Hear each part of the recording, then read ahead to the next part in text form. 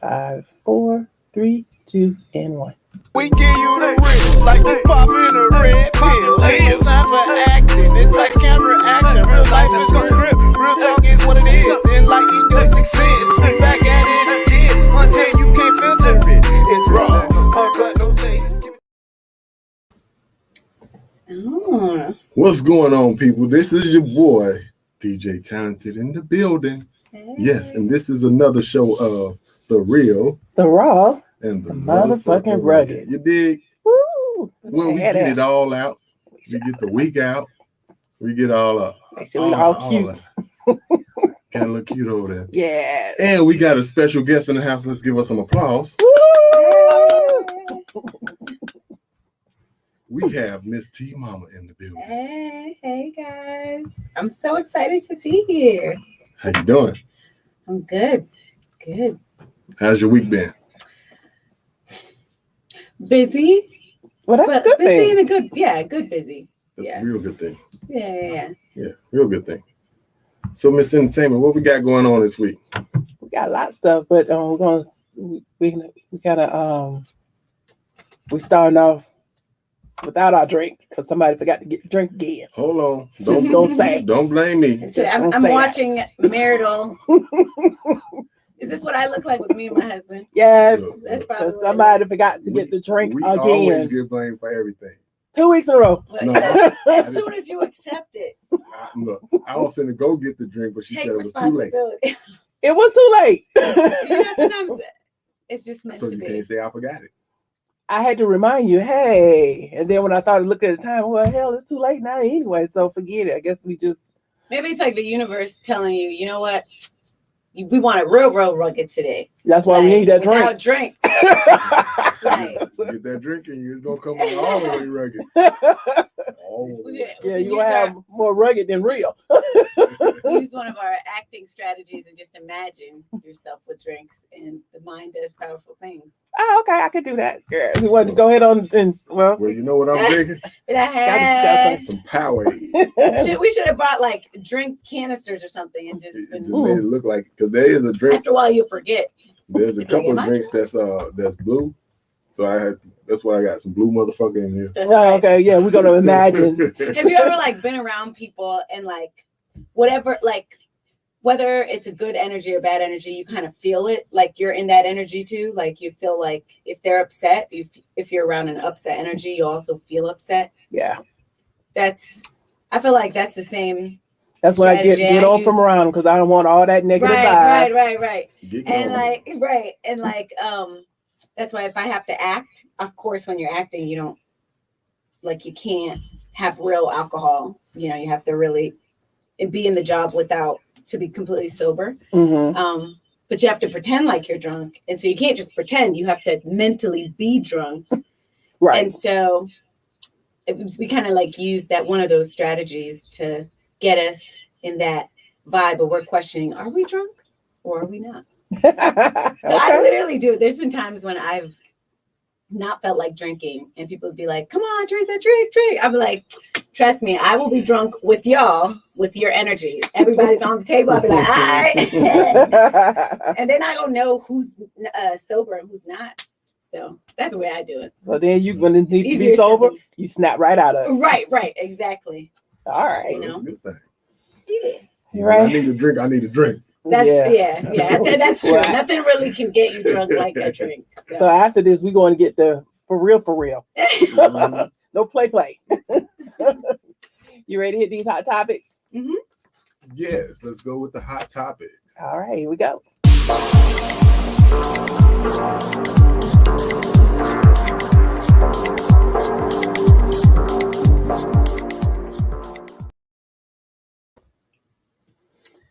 All right, hot topic. Let's talk about Damian Dash. You know, he's suing Jay-Z over the song Reasonable Doubt streaming rights. This follows a separate suit filed by Rockefeller last month, which accused Damian Dash of allegedly trying to mint and sell the copyright for Reasonable Doubt as a non-fungible token. So I had to look that up. Like, what is that? So a non-fungible tokens are unique files that live on a blockchain, which is when you're talking about your Bitcoin and all that Uh-huh. stuff, that's where that lives in, Oh, okay. and are able to verify ownership of work of digital art. So whatever this is, Damien Dad doesn't have rights to sell it. So they counter suing. Say you don't own this. So how you gonna try and sell something that you don't own? So which brings my question is to doing business with friends, because him and Jay-Z were friends, you know. They're not friends no more? No, they've been Dang, really? See, It's been I a don't minute. remember. Because I know they fell out, but I just never really knew if. I mean, I never you can only think it's understand. I never knew. has to do with business, you know. For You know, that's you really can't separate like things that you're like attached to your vision. And so when friends come together and try to do that, I don't know. I think it could work. I think it just depends on personalities. Yeah, if you know the ground from the get go, this is what it is. Don't try to change it. Right. Neither one of y'all, unless y'all agree upon it. Right. Other than that, if you got the mentality, I'm going in this and I'm gonna do my part, and Yeah. they're gonna do their part, and If you go on there kind of using each other rather Right. than joining forces, Mm. yeah, it just depends on your mental state. Like if you're trying to like use each other, and then so the person who's like, all right, I'm good, I think I got to the top. By the time they get there before you, you're They're kind of gone. left hanging, and Yeah. that hurts. It does. You know. yeah, So that's just like with singing groups. One of them always think they got to be the one, and the rest of them is just the help. right, If you It's- think of it like yeah. that, then it's gonna be a bad situation. right, and also I think it's also a friend's duty. I'm also looking on the other side, the person who feels screwed over. It's their duty, I think, as well as a friend to say, okay, things are changing. I'm gonna just respect my friend for the change that the place they're at, rather than try to be right back at war with them. So if you go right back at war and be like, that's messed up, then it goes back to people defending themselves, and everybody kind of feels like I'm protecting my fort and my vision, rather than I respect your vision as a friend, and it's time for me to respect that and walk away, and just kind of let what's lost be lost. Mhm. But it's tough. I think it's harder even for men. I think. Yeah. Women too. I think. I would say we had a situation where we were trying to work as a team, different creative thoughts and minds, but we had the foundation. Mm-hmm. But then you had that one friend that, no, I want this and this and this and that, and it's like it became stressful. Mm-hmm. I don't like it. I don't do stress, especially if I'm not getting paid for it. That's right. I do not do that. Right. I would rather sever it to save the friendship versus Mhm. working with you. Right. And that's what I tried to do, but then she got pennies in a bunch again. Telling me I'm trying to stifle her creativity, and I was like, that's why I'm separating, Right. so you can do what you want to do without Right. me. But some people don't get it. Some people and don't they get don't it. get it, and they're not gonna get it. And Mm-mm. you know that experience can either break your friendship and the business, or just the business tie and just save your friendship. So I think, sometimes it's good to like let people interpret things the way they want to, and they'll come around later. Yeah. Did she eventually come around? Nope. Not about that. I did see her a couple of months later after that. And then she's like, "Hey," I'm like, "Hey," but I was so she never moved mad. on. I was never mad. She was hot.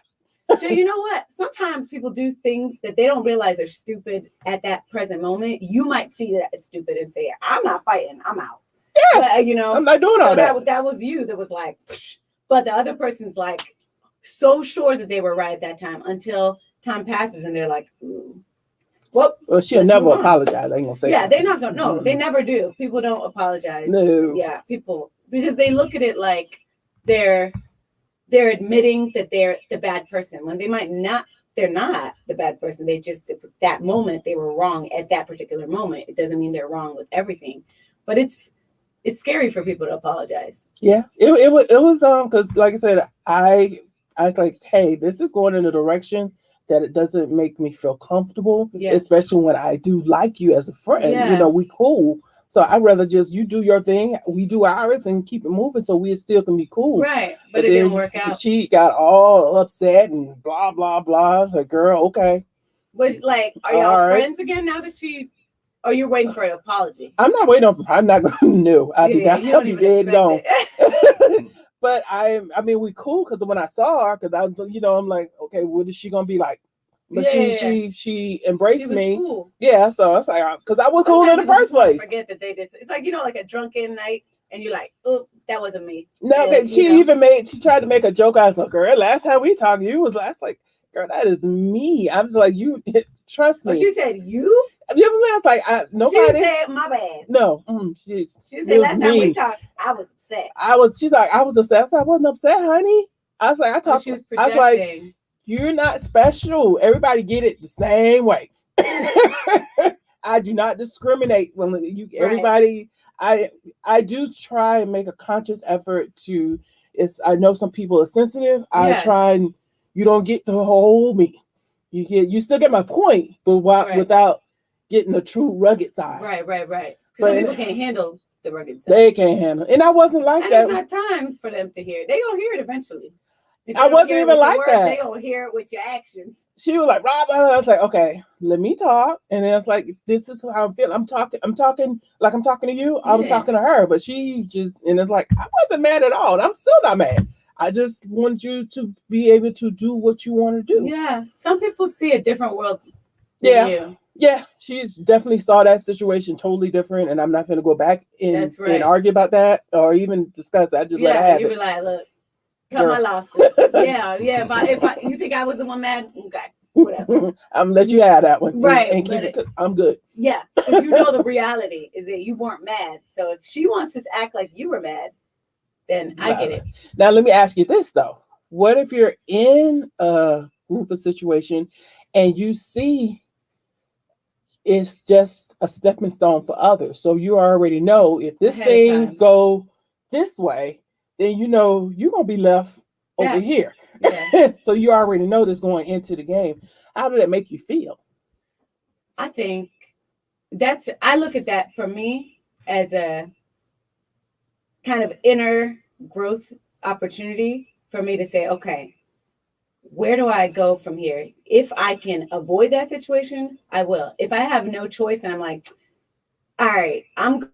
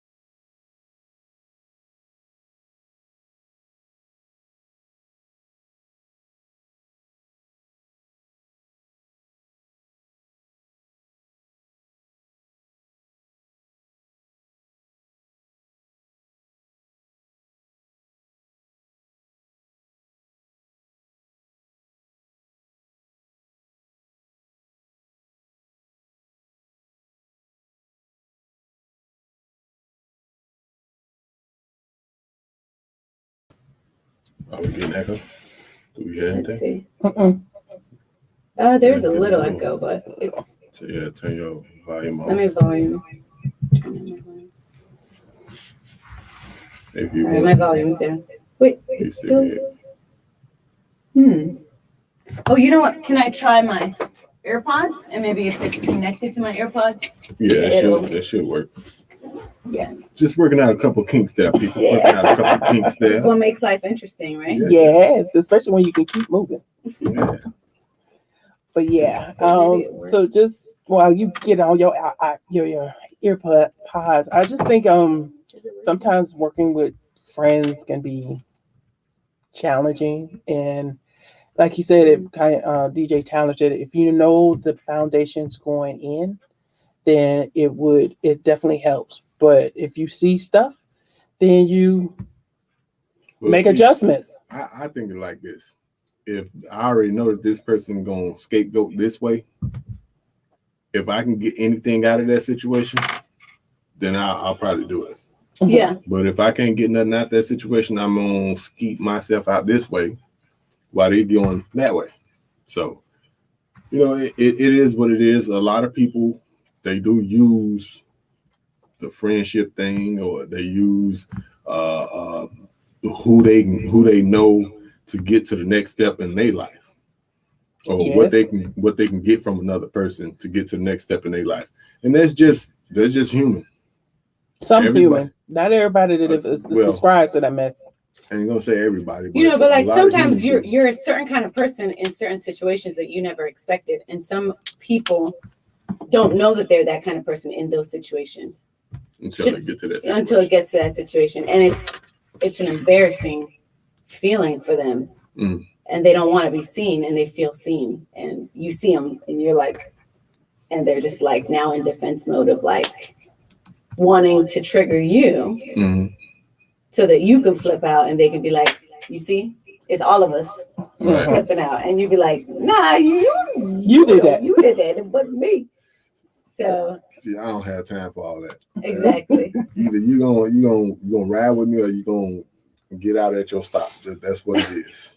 Yeah, and I guess that's the journey. To try to figure that out. Yeah. All righty, we're gonna move on. We was talking last week again about those doggone bonnet crap. So here's Toya. Not moving on to another thing. Not that one. Get your life, man. Get your life. Get it together.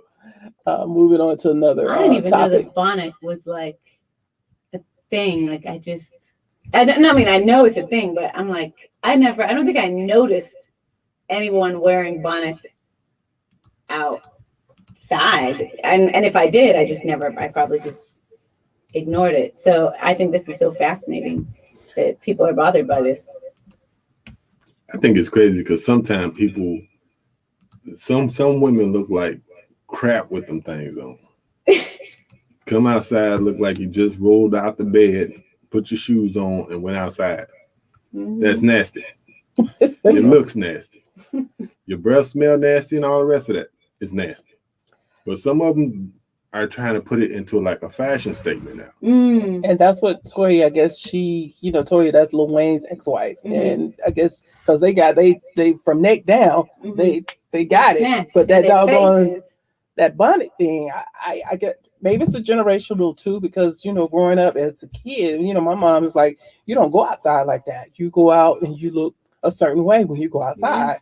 So the bonnet thing for me is, I wouldn't do it. I respect others for their choice, but nobody in my household that if I had kids or whatever, no ma'am, no sir, you would not go out looking like that. Yeah. I guess it depends on where you're going. So like if you're going on an errand, does it matter?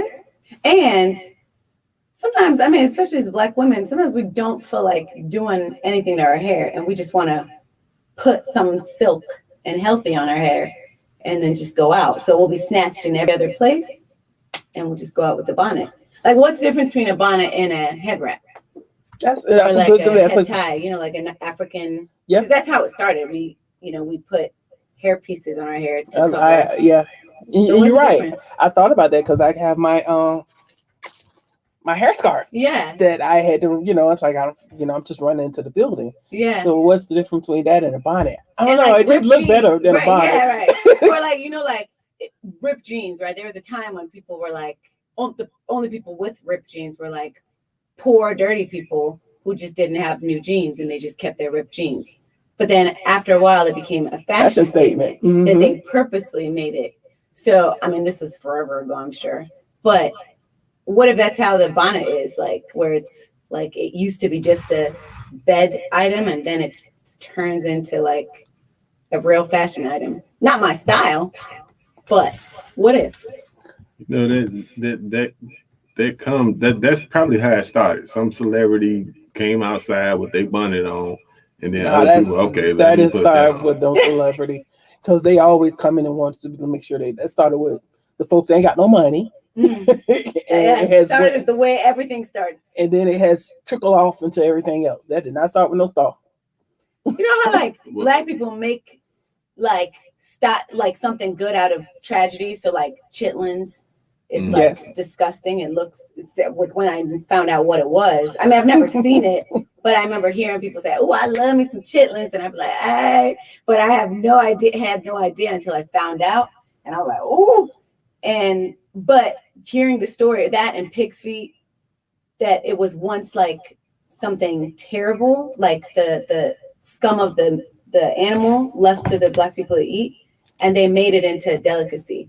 So I just think it's cool how like people are able that's a possibility. And I'm not saying that I'm connecting that necessarily to how I view bonnets. Like I've never worn it out, but I'm kind of indifferent about it. And I'm just curious if that's how it's going to be. I don't know. Mm-hmm. It might be something that falls off. It might just, I feel like it's either a trolling trend or. Right now, it's only trending because of Monique. Yeah. Monique just like criticizing everybody. I think, and some of her point is right, because I done seen some pictures where some people just don't look nowhere near clean. I got to see it. You got that picture from last week? Nah, I took that down. Man, it was that bad, huh? It was bad. It's like I don't want to see my computer. It's bad. I guess I see Monique as an auntie, somebody just trying to help people out, and I don't think it came from a bad place. But I personally view her as, when it comes to that specific topic, as an auntie that's like, sit down with this one, like we don't agree. Like it's like the aunties would be like, honey, you better get these kids by this time, whatever. That's an old school perspective. I think that's how I view her with this topic. But I don't know. Yeah, I agree. I could be wrong though. So more hot topics. Did y'all hear about DaBaby when he rolled up on some kids selling candy? Yeah. So he asked how much the candy. The kid said $200. He's like, "Oh, how many pieces is in there?" And like 34. And it's like, for $2, that does not equal $200. It was $68. So he gave them $2 and tried to teach them a lesson, basically saying, come correct and stop trying to get over, because he was going to bless them if they would have came correct with him. But, they tried to get over because they thought, oh, $200 ain't nothing to him. But at the end of the day, that's his money. That is his money. I mean, and me and DJ Talented have conversations about when we talk about pricing. That's like, I personally think you should stick to your pricing regardless of whether you think that person could afford it or not. Because I put myself in their spots. Nobody wants to be taken advantage of, regardless of what you think my pockets are. That's true. I know everybody's, everybody got bills. You're trying to get paid, but damn. Everybody wants to kind of have at least the baseline of fairness. Right. Regardless of who you are. You still. Plus, also, some people could look like they're good, but they be struggling inside. So that too. Not saying that's DaBaby, but I'm sure if, he might have just been like, dang, I need to buy this. I got to pay all these bills. That could have been in his mind. And he's probably like, all right, let me be nice. And then they try to take advantage. And that's what he said. You tried to play me. Nobody likes being played. You're right. I actually agree with DaBaby. Sorry. Tasha makes fun of me like, what'd you say? I'm like, DaBaby. But I agree with him in this scenario. But I also understand the other perspective of like, they're just kids trying to, raise money, right? Well, they're trying to get paid. But if it was just somebody, are they trying to raise money, or they were just? I think they were just hustling. Oh, I thought this was. I think they were just hustling, but either way, because if I was rolling up in a little Pinto, well, no, we don't have Pintos anymore, do we? Not no more. A little Focus, they would ask me for the $2. But if I rolled up in a Mercedes, then you're gonna try and same person, but same candy. I would probably bless you if I had it to give to you, but don't try and take advantage of me. And that's what he was trying to teach them. And then Soldier Boy gonna come back and like give them like some money, big money, trying to show off this is how you do it and blah blah blah. But it wasn't about the money for DaBaby. Yeah. He's trying to teach them a lessons. I didn't know about the other part. Soldier Boy. Yeah, I didn't know about that. But you know that's the Soldier Boy. You know. Yeah, some people just want to do big things. And everybody want to be seen. Right, exactly. So I think, you know, people. I think both sides have a point, but I'm leaning towards DaBaby. Yeah, I definitely see where he's coming from. Because I don't like to be taken advantage of. Yeah, regardless of what you think. Yeah, they gonna have to be like, sorry, oops, you just can't go $2. So here you go, $2 since you gonna try and play me. Yeah. I think that's stupid on the kids' behalf of trying to get more for just because it's cheaper. Right, just because they thought he got it, he don't need it. But you know, the part of the video that money, I didn't understand was, okay, fine, I'm gonna cut some slack to the first one who was like, okay, maybe he's one of those people like Soldier Boy that's like, how much you want? And I'm gonna be like, $200. So okay, I'm gonna give it to you. You were just getting extra, and then once you notice that whoa type of thing, one, you should calm down and go back to earth. Two, the second one, I remember DaBaby asked the other guy, what about you? If I was the other guy, I would be like, let me calculate. Mm-hmm. I wouldn't have been like 200. But the other guy was like 200. Yep. Ride or die, same thing. You said 200, I'm gonna say 200. Now you got $2. How about or they that? were probably thinking, the other one was probably thinking, dang, I don't want to say like $30 or whatever. And then my he'll friend. be like, yeah. No, then he'll be like, here go this, and I'm gonna give him 200 because he asked for that, and then it's a different lesson of you didn't ask for it. Right. So I feel like that's why I understand both sides. I think they should have said, here's the price. But take donations. We take donations if like you want to, give me more. That's true. I That's will a take happy it. medium. Yeah. All right, we're gonna move on to the next for real topic. Ready? Ooh, for real. Yeah.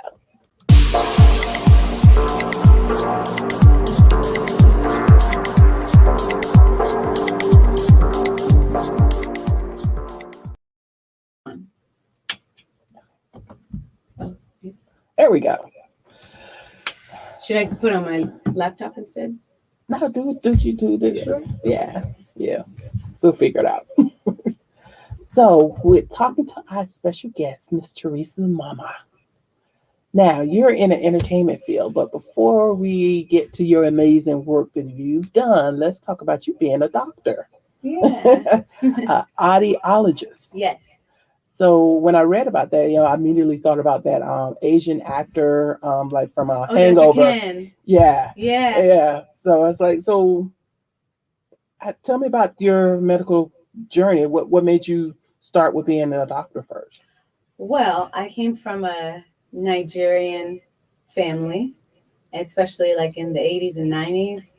Back then, like being an entertainer was just you're asking for poverty. Like it wasn't realistic. So I was, and everybody was supposed to be a doctor or a lawyer, something that they knew for sure would bring in income so you can help your family back home. That's the way they used to think. They're better now. Of course, still they view doctors as the best guaranteed field to go into. So coming to America, at 13, I still had that mindset of survival, of like get into a field that's guaranteed, that's going to give you income, and get a skill that's guaranteed to get you a good job. And then coming to America without my parents. So my parents passed away when I was a kid. And so I was in super survival mode. So whatever field I was in, or whatever field I wanted to allow myself to go into, had to be something that was going to give me a guaranteed income. So that's the way I view things. And then once I graduated with my degree, I realized I still wasn't fulfilled. So it wasn't, so I was right. It did give me guaranteed income. It is a good skill to have, but maybe it's time for me to take the risk and listen to my heart instead of my brain. And so I spent 4 or 5 years as a full-time audiologist, and then went down to part-time, and then I went down to just being on call. And now I work about twice a week maybe as an audiologist, and then the rest of my time is dedicated to acting, music. Okay. Well, I guess that you kind of answered my second question, because you still had that burning desire. You had that passion that it's something else more that I want to do. And you want to think about what is it that I want versus what my parents would have wanted. Yes. So did you take any kind of training for his acting or singing or all that stuff? I did. Yeah. I always kind of entertained the arts, but I just never acted like I took it seriously. So I would always be like, oh yeah, that's that. I wouldn't allow myself to say, I would like to do that, And so once certain opportunities came, I decided to say, okay, I'm just gonna do it. And I'm just gonna take a risk, and maybe some people in my family might look at me like I'm insane, which they did. But that's okay. Like, whatever. And that's what I did. Okay. Have you done any stage, or has it always been film? Film. Stage, no. Would you be open to doing stage? Because I know it's a different skill set doing stage. I am open. There was one gig that I got to do a stage play, but kind of like the first conversation we had about somebody being a little off and controlling. That was kind of how that director was. He was almost like there was narcissistic tendencies, and so like very controlling of like, you guys have to do this and this. And after a while, I was like, I'm not even getting paid to be disrespected. So I kind of left that one. So I haven't given. So outside of that, I haven't been in in a play. Plus, you have to like give yourself you have to give them practice. So it's not like with acting, you're just responsible for your lines, and then you get on set and then you do it. Yes, that's a different skill set. Right. When it comes down to acting. Right. Different requirements. Yeah. Is there anybody that you would love to work with? Yes. Let's see. Jamie Foxx. I wish Chadwick. That'd have been good. Yeah, I wish that would have been great, but I think Jamie Foxx is one of my favorite that I would be like, wow, I've made it. Okay. Tell us some of the things you've done. What was your favorite? I've done a lot of Nollywood films, so I've worked with Nollywood famous actors. But let's see. And I've done a lot of independent films. Mm-hmm. But I also did I did a couple on cable.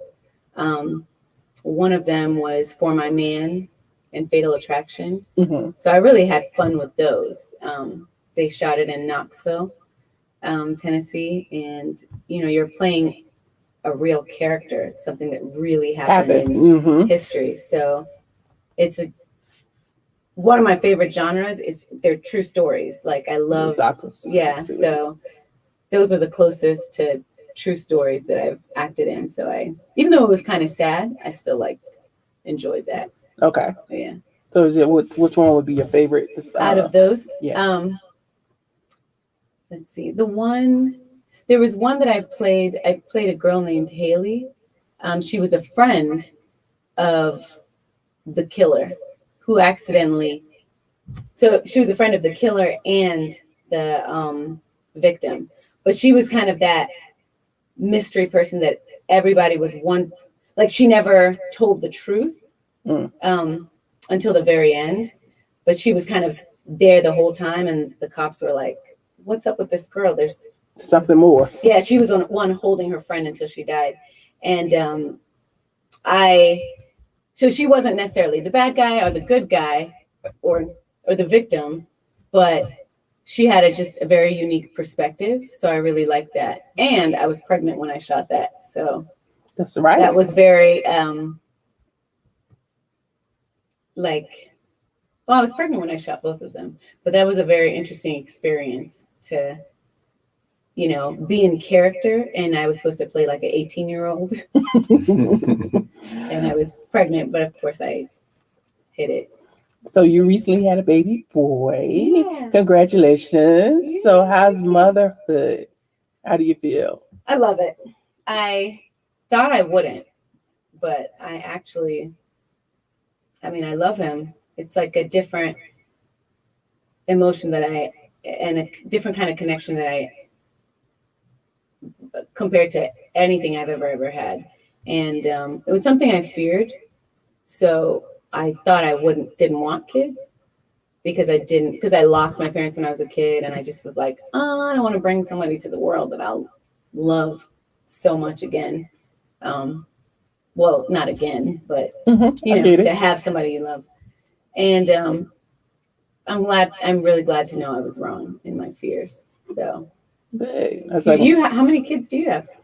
One we have two, but one from previous relationships. Yeah. So like my daughter, when she was in high school, she's like, I never had kids. Blah, blah, blah, blah. Now she has one. But then because I think she just don't want to share her time. Yeah, that too. That was part of the reason. Okay. But she, like you, it's just like, I'm glad I did. Now having more kids now, yeah, that's a whole other conversation. What I learned is after having a kid, I was like, okay, maybe I don't know what I want, so maybe I should stop being so controlling. So although I think I don't want more, I'm more just let it happen. Yeah, I'm more open to. If I do, I do. But I'm not going to force myself. Like, right. I'm not going to be like, right. I got to have another one. Yeah. You got anything, DJ Child? I ain't got nothing on that. Well, not. You don't want to carry a child and go through labor? No, sir. Oh, that labor, though. No. It was not one to play with. How was your labor? Technically, I was in labor for about 3 days, but I hadn't dilated. So, and then when I did go back to the hospital for the last time, I was complete. So I was definitely, she was natural. I had no drugs. Wow. But I was having contractions for about 3 days before she finally came. And did you feel that intense pain? Yeah, I felt everything, but I wouldn't dilate. And so they sent you back home. They sent me back home. So they just like, let's wait it out. And, now this was years ago. But yeah, when I went in for that, the last time I was complete. So, all right. So the doctor just came in, broke my water. All right, push. Okay, you're done. How long did you push for? Not long. I pushed for almost 3 hours. Mm-mm. Oh, wow. Well, so as she broke my water, push. Yeah. She was out. And she's like, okay. That's incredible. Now then, okay, and my doctor because I was in the military at that time. She was one of the doctors that people did not like because her bedside. She's just like straight to the point. She was mean. Really? She was just mean. She was mean. But I feel like when you're in labor, you don't really have time to. But she was mean before then. People did not like going to her because she was like you said, kind of just dry, straight to the point. It was no coddling your emotions. No emotions. Like you said, when she walked in, push, okay. She's probably like, baby number 200. All right, next 201. But I think that's a stressful time, and blah blah blah. But I think you need some kind of coddling or something during that moment. Yeah, absolutely. She didn't. So how did you feel? Because I feel like my GYN, the person that delivered my baby, that day I thought he had a personality. But then when I went back, because he was somebody I never went to, so I didn't know anything. Mm-hmm. So when I went back, he had no personality. So I just changed back to because I thought I was going to switch to him as a GYN. But once I went through that first follow-up, I was like, let me go ahead and he get was just back making you original. comfortable during the labor. No, but I think I don't think he had a personality then too. I just was so stressed. Okay.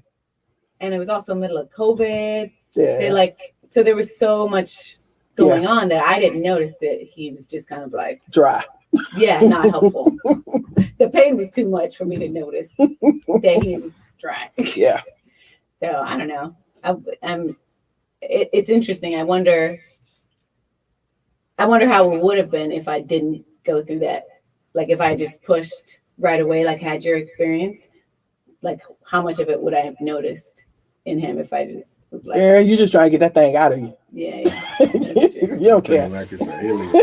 You're right. It does feel like it. I had to ask the doctor, what the hell is wrong with his head?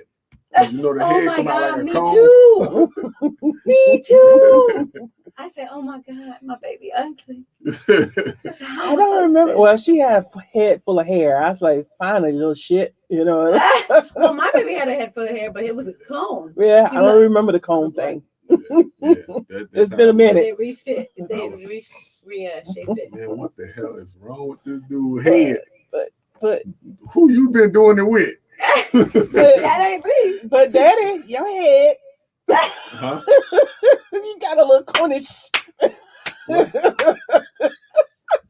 He just had your head. I'm just saying. That's what you get right now. He just had Daddy head. So like, no, I see. That's my normal head. You know, I'm talking about the back of his head was a cone. It actually helps them to come out. Yeah, it's just the shape of every baby has that. I don't remember. It literally changes within minutes, like 15 minutes. I don't remember all that. I was just glad you were out. I actually pulled him out.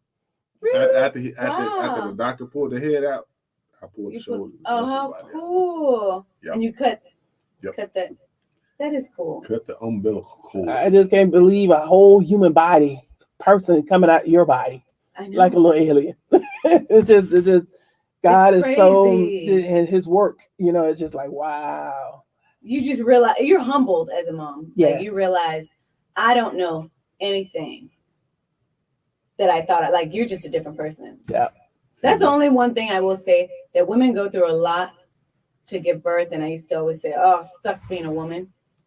But I will say that the ability to go through that gives you an opportunity to like a rapid opportunity to change as a person, like to be a different person or see things differently. Mm-hmm. And I think that's a really great blessing for women to be able to experience. If they want to. I've heard some, like women that really, really mean. After they have a child, it kind of humbles them. Yeah. They kind of soften up but I'm me, but it's like, because I always try and put myself in other people's, from looking at it from their point of view. So I never come at anybody just being an ass. Yeah. Yeah. Now I will return ass, but I don't initiate ass. I don't initiate ass. Yeah. I completely agree. But I damn sure can return it. Well, there are people who don't seem to have changed after giving birth, but like there are people I've known that were mean before and they're mean still. But, they're just naturally an ass. Yeah, but I still believe that whether they admit it or not, their perspective changed. Yeah, some way they might not show it, but yeah. But there's no way you can go through that and not have a little shift of perspective. Yeah. It might be a teeny weeny. But it might be big for them. Yeah. It might be little to us. Be like, you still mean. All right. Before you go ahead on and do that drink, let's go ahead on to our next subjects.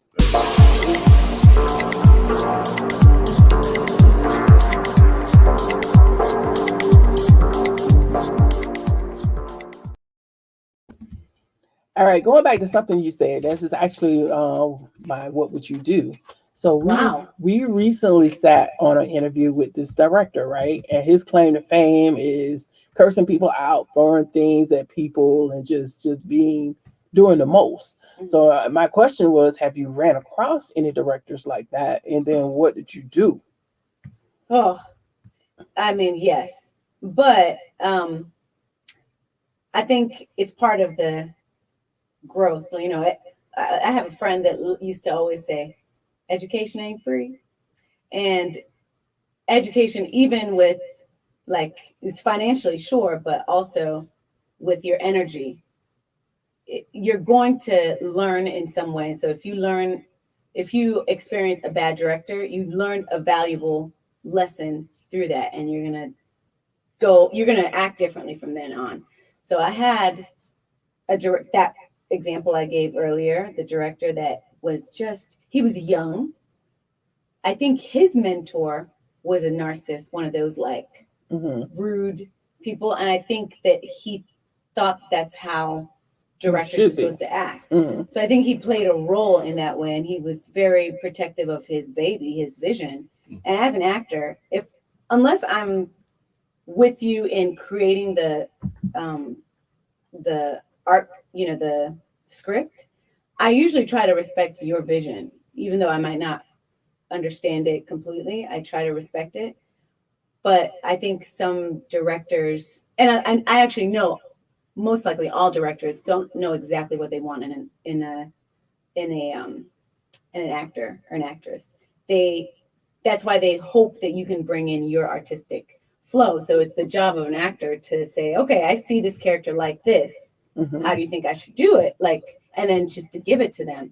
Now, if they disrespect your gift and they're like, what? Instead of guiding you, they're like, oh, you're doing it wrong. You're really, you're messing it up.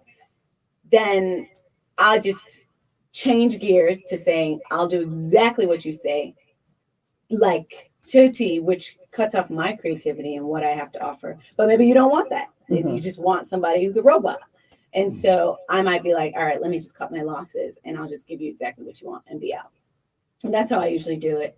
Unless it's like the situation I gave earlier with the play, they required a lot of time to like practice, and stage plays takes a lot of time. Right. And my part was so small for that part, because joining that kind of a different type of acting, I didn't want to just try to do something that was big. So it was a pretty small role that I had already gotten my lines instantly, and I was like, I can go to 1 or 2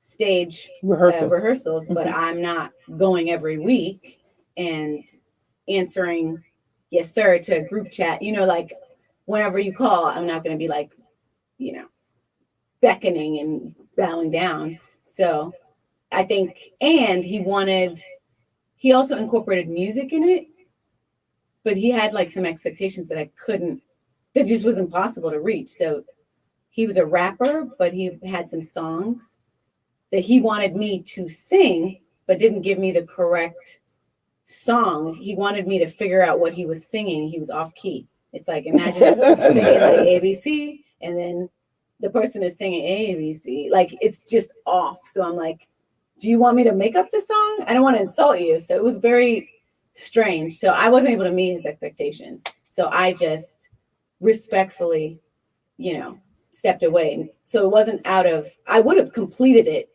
if he wasn't super difficult and impossible. But outside of that, if a director is terrible, if I committed to it, I'll complete the job.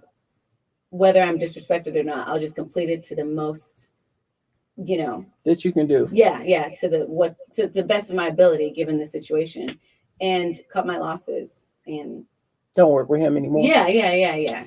And because I also think some directors are growing. So like that other director, he was young, and so he has to learn in his own way. So I gave it the best I could until I couldn't. Well, this guy here, from what I understand, he's been around for a while, but that's his claim to fame, is just being an ass. And that's like, why would you work with that? I don't either. You guys are paying me a lot. I can't do it. I don't even know if I could do that, even if you paid me a lot. Yeah, that's a lot. That's a lot. So is he local? Is he famous? He's local. I don't know if famous because I don't know him. But that doesn't mean, he was just, he was part of an interview for somebody else. She was interviewing him. So so I think, how some people look like, people say, oh, they were mean. it's like your what's it called, the fitness trainer. Some fitness trainers, they say, oh, he's mean, oh, made me run laps, but they were good for you. If that's the kind of mean you are.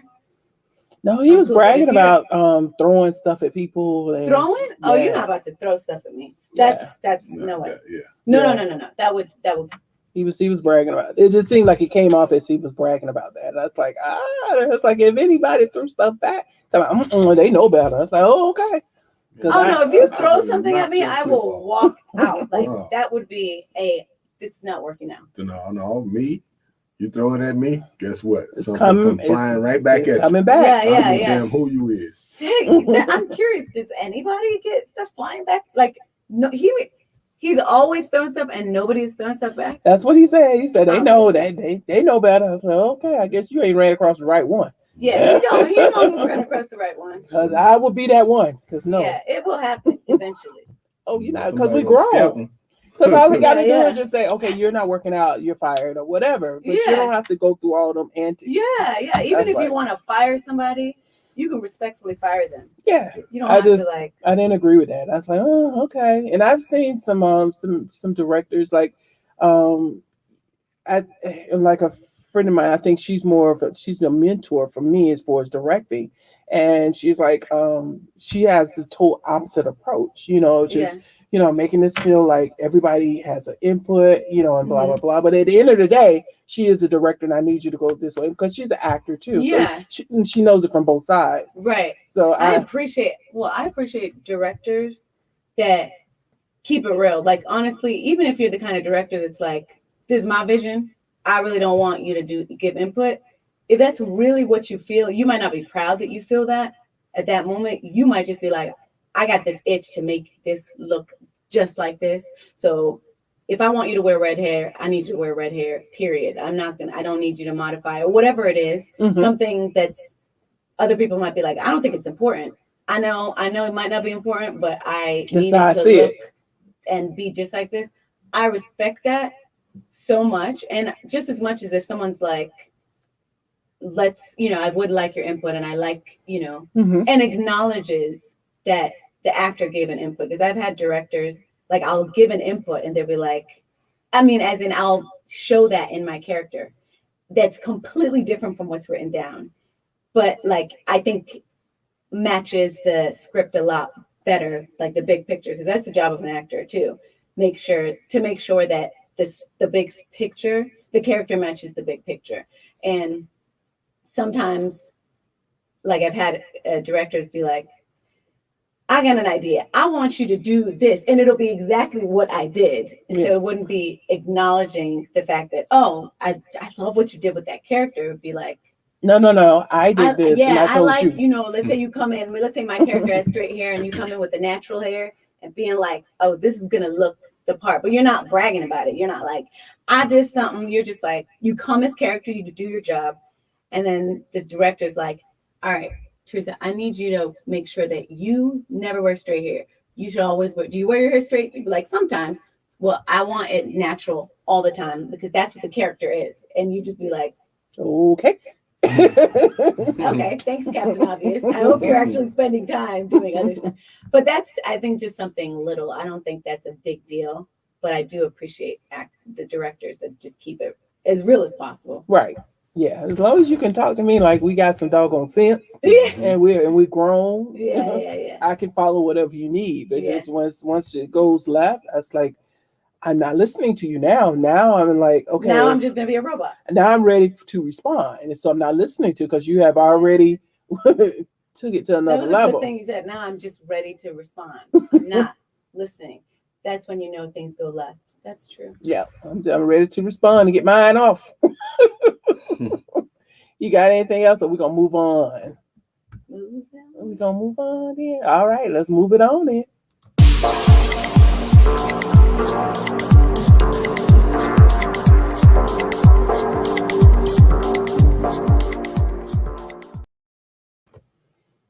All right, take a look at this picture here.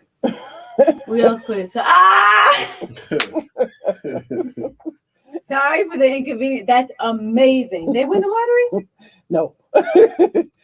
So this was some employees in Lincoln, Nebraska that decided to put in their 2 weeks notice saying that they quit. And then they let the world know by putting that on the marquee. So they were complaining about, low staffing, no AC in the kitchen, long hours, and basically the owners just didn't give a damn. So Rachel Flores, which is one of the employee that kind of started that and spoke out about it, she was really the only one that actually got fired. Everybody else, they said they was gonna quit, they ain't quit because it was like 6 of them.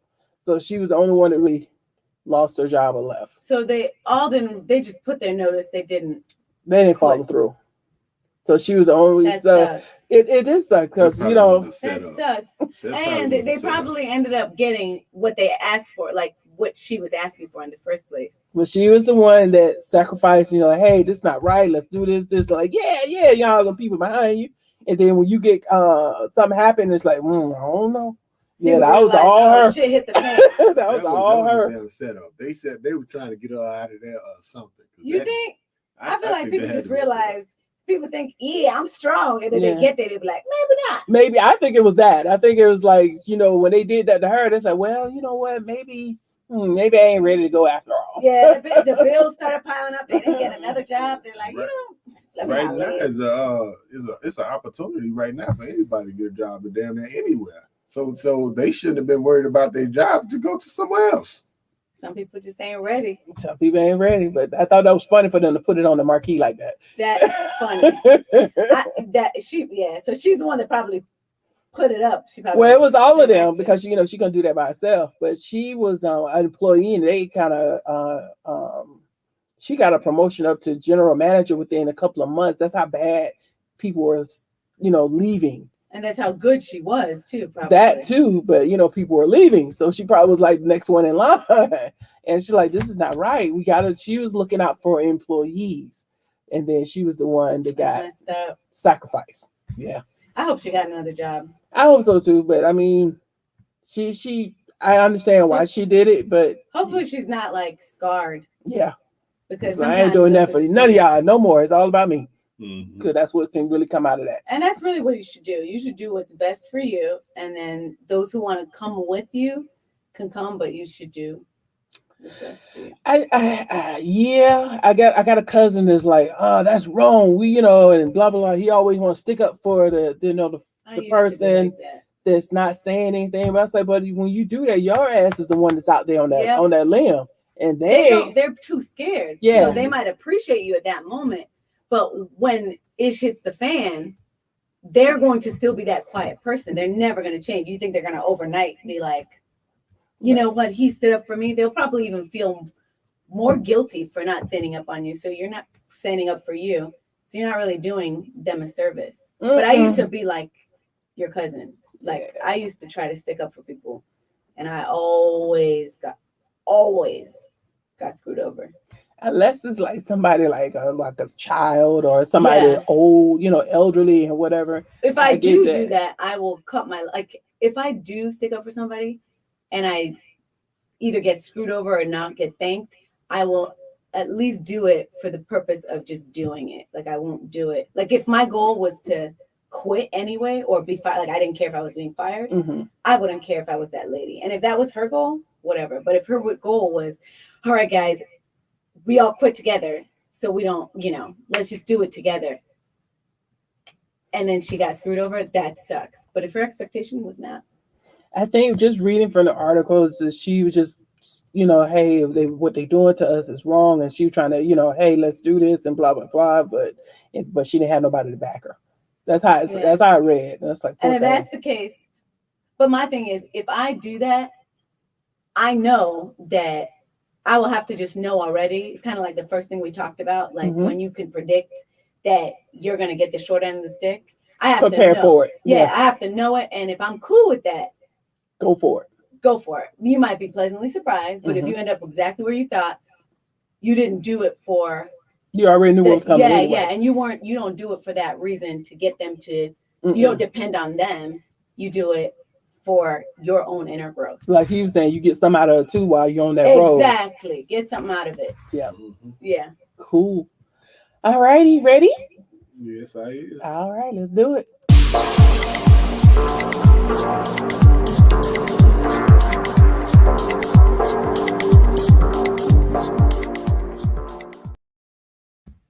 right, did you know this segment we will celebrate and acknowledge our African American and their contributions to making this country great?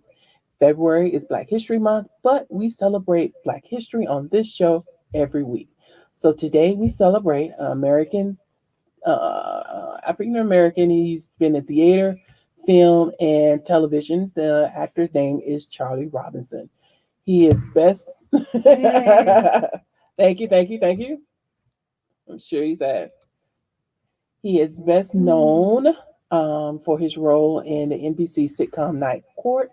He's appeared in so many movies and sitcoms. He has a plethora of credits behind his name, and to include Fresh Prince, Roots, The Game, and the list goes on and on.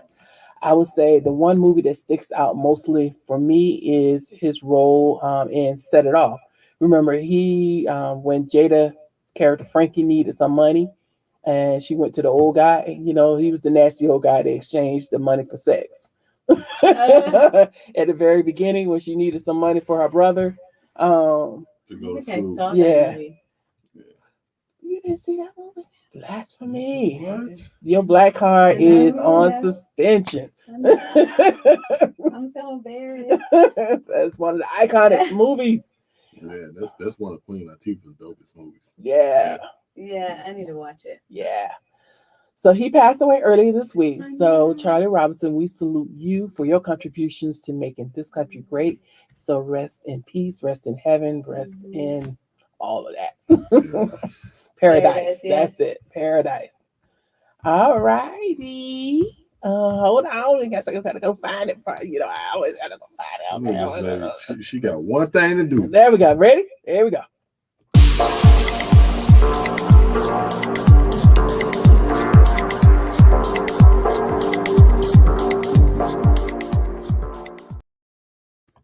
So, what to watch? Bosch is on Amazon Prime. So it kind of reminds me of The Wire. Now, have you seen The Wire?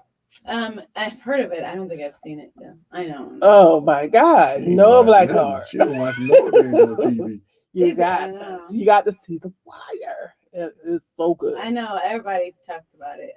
I felt like when I heard about it a lot, I was already too late. You never too late. Go back and watch it. Yeah. Go back and watch. It's on HBO. You got HBO? Yeah. So it's on demand. It should be. Definitely, probably if you got What's it HBO about? Max. So The Wire itself, it was kind of it was drug dealers and the interaction between drug dealers, cops, and then season 2 was they was talking about the guys who working the docks and the corruption and there. Mhm. It was focused on that. Now Bosch is talking about a homicide detective and his interaction with his partners, and it touches on some of the things that women go through as a cop, in that all male field, some of the things that they go through. It even has some of the characters from The Wire in here, but I mean, the storyline is really, really good, and just to how they kind of Intertwine everything. yeah, and to how one thing can really kind of relate it to a whole bunch of Yeah. other stuff. So it is really a good show to binge watch. So check out Bosch. It's HBO? Amazon Prime. Amazon Prime. Yeah, because a lot of like the TV shows, when I want to do like something to continue, Uh-huh. now other than just watching a movie, Amazon Prime is good for that, and they have a lot of good stuff, even for some of the old stuff. Because I've watched Burn Notice, which was really, really good back in the day. Burn Notice. I started watching Manifest. Oh, I know. I watched that. It was great in the beginning, and then I started getting disappointed about it in the end. Now I'm watching Alias. So Alias? yeah, it's okay. Now the Mentalist. Which one? The Mentally? The Mentalist. That's kind of corny because people don't just confess that they done it. And I'm like, girl, get out of here. Yeah. Is that the one where like, oh no, Lie to Me? I loved Lie to Me. Oh, no, I haven't so seen that, so good. I'm gonna have to try. That was check people that. that can like, is a guy that could like read body languages. And tell when even you're if lying. you're lying, he always figured out the truth. Okay. and it was amazing. It was like a detective show as well. Yeah. So, but check out Bosch. I mean, it's really, really good. Yeah, like I said, some of the characters from The Wire is in there. So should I watch Wire first? No, because it doesn't. Different. It's totally They're not different. the same characters. Yeah, like the people that. Okay. They're not the same characters, but you just, how some of these shows you only see a certain, certain black folks. They always rotate. But you gotta watch The Wire. Now the second season was a little slow, but all of them are good. Okay. All of them are excellent. Okay. All right, ready? Yes, ma'am. All righty.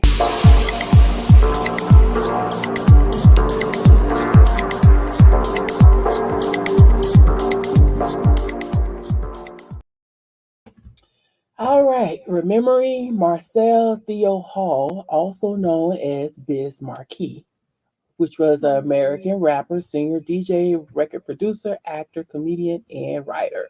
He was known for his hit single back in 1989, Just a Friend, and which became a top 40 hit in several countries. In 2008, Just a Friend made VH1's list of greatest 100 top songs of all time.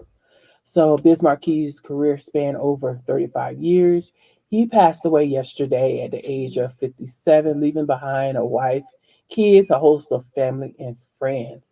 So just want to say, just rest in heaven, rest in paradise, rest in peace to Biz Markie. Can't believe he is gone. So sad. Yep, another one gone.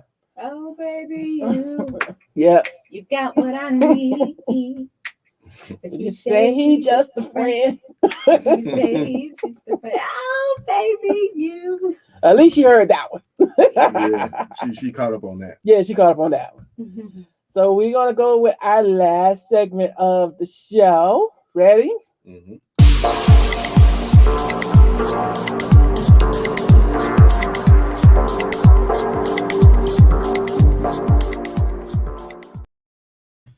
All right, blow that shit out. Oh, this is my segment here, just talking about, some of the things that just get on your nerves and just got to breathe and just blow that shit out. Yep. So today, okay, what happened to people being a man or a woman of your word? What happened to those people? Now I can understand when shit comes up and you can't do it. Then the proper thing to do is let the people know, that something came up and you can't do it. I can respect that. And you don't have to give me details. Just let me know, where things are so I can move accordingly. But what really gets on my nerves is those people out there just talking about what they can do, what they will do, and just really serving up lip service. I mean, then, then when you call them on it, then they turn into ghosts. Like, see what happened was run away. Yeah, run away from responsibility. It's just like for real. So, as your president of the Real Ass People Society, for those that are just spreading bullshit, shut the fuck up. That's all I got to say. Focus on being what you want to be. It doesn't take long for people to figure out that you're full of shit.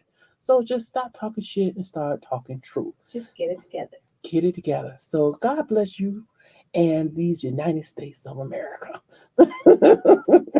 So that's my last word of the day. So our guests, do you have any parting words? And please let folks know where they can find you. Oh, you can find me on social media, T-Mama, at T-Mama. It's the same screen name, Instagram, Twitter. TikTok is my full name, but I don't know. I don't really use TikTok. I don't either. I watch it, but I'm not on there. This lady would watch that stuff for hours. They're funny. Some of these are funny. I'm like, wow.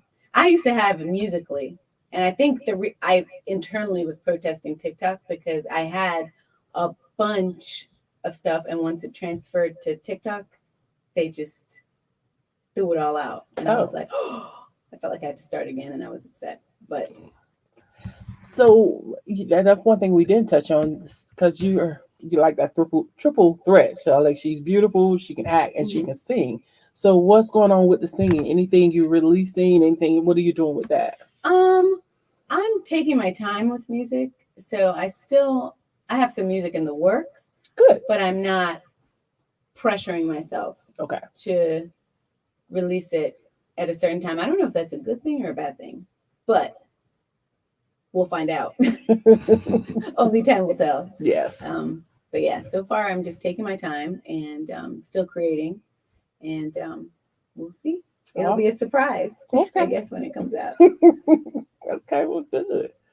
Well, host, you ready to close us out? You got any last words?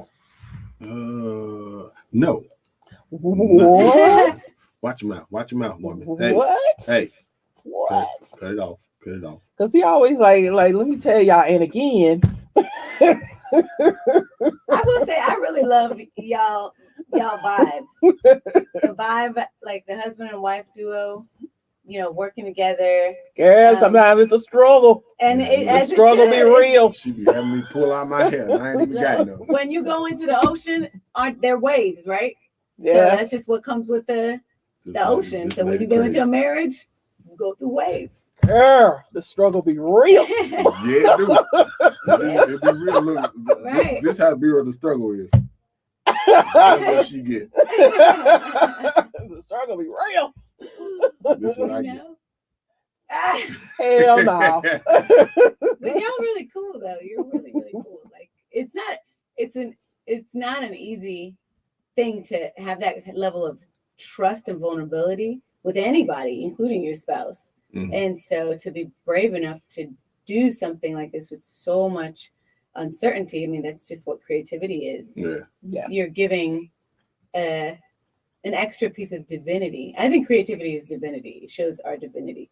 But you're putting a little extra piece of divinity into your marriage, which I think is really cool. Oh, thank you. All right there. All right there. Yeah, look at y'all. Look at God. Look at God. Yeah, this lady crazy. But, that's how you gonna end it. And on that note, she's still crazy. Yeah. But we work well together. She's the only thing that we really have issues with is creativity. She think one way, I think one way. So but that makes a beautiful new way. Yeah. It's like the lesson is to learn to let go of your individual attachment to your individual creativity and attach to the new one, which is hard. Yeah. So I know it's not easy. It's not. We have to meet in the middle sometimes, just like on this film. I was like, come on now, because I have to pull rank. As the director, this is my vision. You got to stick. Everybody, whoever's the director has the last say. He want to do what he want to do. Look, I give her way. She's the director of the movie. I give her way. You got to listen to the director. And she didn't even add pieces into the movie. Because you took it out. Yeah. Talking about, I don't like this. I'm gonna take this out. Like, wait. Can we talk about this? You gotta listen to the director. Next film, you be the director. Yes. She gonna listen to you. Yep. Yeah. You gonna be the DP? No, I'm gonna do all that. See, she only. We're gonna have to pay somebody. Look at that. All right, give us this stuff. Where you can find us. All right, so you can find us on YouTube, Real Raw Rugged. You can find us on our radio station. Download the app, live365.com. Terradome Entertainment Radio. You can also find us, our personal stuff is on Facebook, Twitter, IG. Some of that. We all on there. I'm DJ Talented. You can look me up on IG, DJ Talented 1. 1 is spelled with a 0. You got to be a little different sometimes. You can find Miss Entertainment on all social medias. MIZZ ENT. I do the same thing. What's my name? I know, right? All that crap about me. I know, right? But you forget your own name. How about that? All right, we live on Live. There we go. Terradome Entertainment right now, 12 p.m. Saturdays now. We used to be on Sundays at 6 p.m. But we had to change that due to some circumstances. Yeah. So it is Saturday at 12 p.m. Every Saturday we do replays on Friday at 6. Friday at 6. She had to stick with the 6 Different day. Still stick with 6. Yeah. All right. So this has been another good show of The Real, The Raw, and the motherfucking rugged. And give us some extra thanks for T Mama over there in the corner. That's right. Woo-hoo. Thank you for having me. I'm so happy. Great. All right, y'all. This is again a great day to be alive. Peace out. And we out. We give you the real, like you popping a red pill. Ain't no time for acting, it's like camera action. Real life is a script, real talk is what it is. Enlighten your success, back at it again. Until you can't filter it, it's raw. Uncut, no taste, give it to you in your face. Fresh off the chopping block, delivery every Sunday. Rugged, it is the show with substance. Guaranteed you leave with something. Put that in your pipe and smoke it. Pour it in your glass, let's toast it. Real raw, real motherfucking rugged. Real raw, real motherfucking rugged. It's real.